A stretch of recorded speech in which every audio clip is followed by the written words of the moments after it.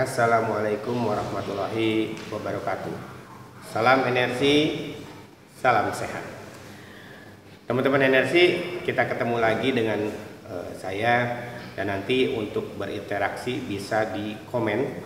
Tapi sebelumnya subscribe dulu dan bantu share, karena dari beberapa pengamatan, alhamdulillah dengan adanya YouTube Shodiko Harudin ini, ada beberapa orang yang melakukan latihan dan alhamdulillah terbantu. Ada yang latihan lambung kemudian terbantu, kemudian adalah yang latihan imunitas, alhamdulillah pada saat dia terkena positif corona kemudian berlatih, proses penyembuhannya lebih sehat. Karena gini, proses latihan bernapas adalah proses di mana mengaktifkan sel dari yang tadinya rusak, dari yang tadinya tidak aktif, dari yang tadinya ada gangguan berupa pertumbuhan sel yang tidak normal. Dengan latihan nafas teratur, maka si selnya bisa terbangun menjadi sel yang baik lagi dan frekuensi tubuhnya menjadi lebih teratur. Kita tahu bahwa frekuensi tubuh itu berfungsi sebagai penyetabil energi, sebagai pemacu listrik tubuh dan penyetabil listrik tubuh yang ada di otak. Teman-teman, kemarin ada pertanyaan menarik dari salah satu konsumen saya. Kang Sodik, apa bedanya antara terapi jarak jauh dengan terapi jarak dekat? Nah, jawabannya begini. Sebenarnya terapi jarak jauh dan terapi jarak dekat itu sama saja. Perbedaannya adalah kalau terapi jarak dekat kita langsung tempel sehingga satelit energinya itu diaktifasi antara terapis dengan si pasien. Nah, apa yang disebut dengan satelit energi? Satelit energi adalah energi yang disisipkan kepada pasien lewat selnya. Satelit energi ini berfungsi untuk menstimulasi energi sehingga si terapis bisa mengontrol sampai di mana energi itu bisa berkembang dan mengaktifkan sel si pasien supaya bisa tumbuh. Dalam arti tumbuh ini adalah beregenerasi, bukan menciptakan sel. Kalau menciptakan sel itu hak prerogatifnya Allah. Kemudian dalam proses terapi kita selalu dibantu air. Maka pada saat proses terapi yang ditempel itu, kemudian kita sisipkan satelit energi, air membantu menstimulasi, mericas kembali apa yang kita tempel di pasien.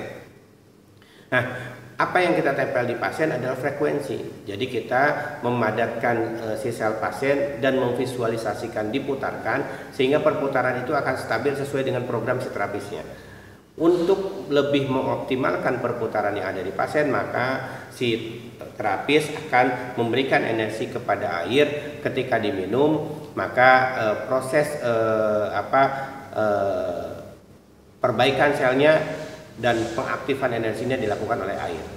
Tetapi pada proses terapi jarak jauh yang kita lakukan adalah memakai foto atau memakai objek lain. Misalnya merapikan rumah, kita objek rumah, merapikan usaha, kita objeknya usaha, atau foto yang tersangkut penyakitnya.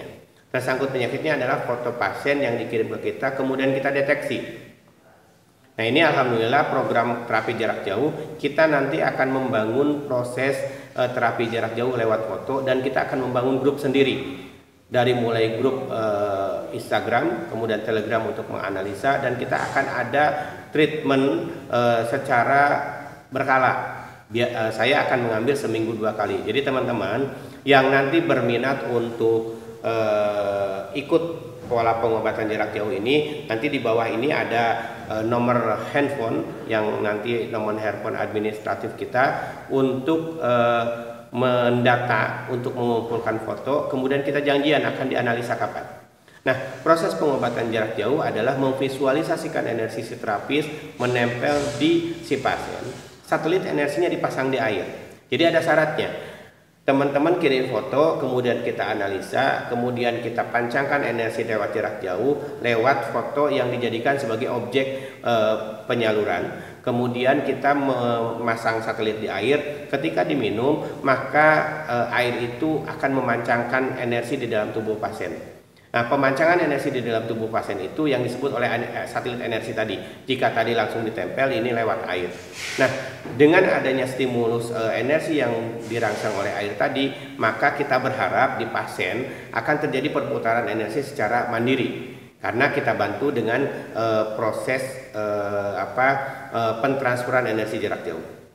Nah, proses pembangunan sel yang mandiri itu insya Allah akan membangun sel yang tadinya tidak normal, tidak aktif, atau sel yang tadinya tidak normal karena perkembangbiakan sel yang tidak sehat seperti kanker atau lain sebagainya.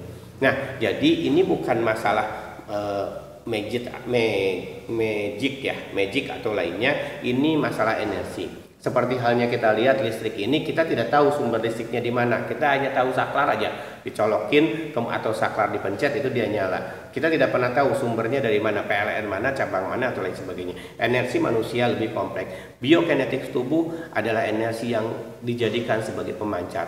Kita bisa berhubungan antara pemancar dengan pemancar. Maka si terapis bisa sangat mungkin mengatur energi si pasien atau memancarkan energi si pasien baik lewat foto ataupun lewat air yang kita kirimkan. Jadi syaratnya adalah pertama mengirim foto, nanti kita analisa, kemudian setelah analisa itu nanti kita akan bikin air dan air itu harus diminum. Nah, air yang kita pakai yaitu Athera 27 karena secara alamiah Athera 27 adalah air yang sudah memiliki frekuensi sehingga kita lebih mudah untuk mengesetnya. Itu saja video kali ini teman-teman, bahwa terapi jarak jauh dan terapi dengan disentuh itu hampir sama, tetapi yang beda itu pemrosesannya. Tetapi hasilnya kita sama-sama berdoa semoga efektif. Demikian teman-teman, semoga bermanfaat, semoga menjadi jawaban dari pertanyaan teman-teman, apakah mungkin terapi jarak jauh dilakukan hanya lewat air saja?